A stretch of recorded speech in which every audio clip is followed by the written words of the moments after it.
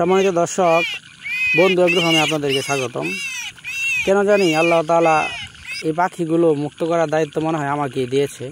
কিছুদিন আগে আপনাদেরকে দেখিয়েছিলাম একটি চিল আমার এই বন্ধু এগ্রোফার্মে এসে সে জালে আটকে পড়েছিল, আমি ওটাকে মুক্ত করে দিয়েছিলাম।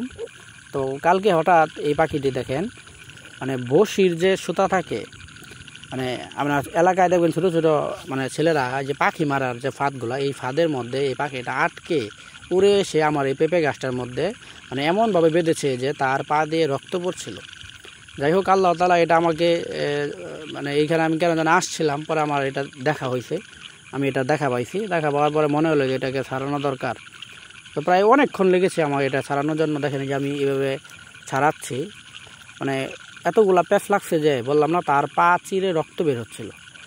তো আমি ছাড়ানোর চেষ্টা করতেছি। আসলে প্রত্যেকটা প্রাণীগুলিরই এই পৃথিবীতে স্বাধীনভাবে বেঁচে থাকার যে অধিকার, এটা কিন্তু আমরা মানুষরা এই যে বিভিন্ন রকম পাখি মারা থেকে শুরু করে মানে বন্যপ্রাণী দিনকে দিন ধ্বংস করছে, এগুলো কিন্তু আসলে একদমই উচিত নয়।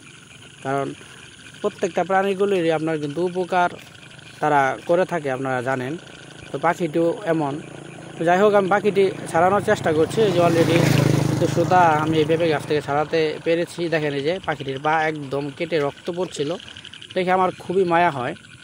দেখেন যে পাখিটির পা দেখা যাচ্ছে একদম, পাখিটি খুব বেশি আঘাত পেয়েছে, একদম একেবারে হাড় বের হয়ে গিয়েছিল, যেহেতু বসির সুতা অনেক চিকন থাকে। যাই হোক, অবশেষে আমি পাখিটি ছেড়ে দিলাম, সে মুক্ত মনে উড়ে বেড়াচ্ছে, দেখে আমারও খুব ভালো লাগছে।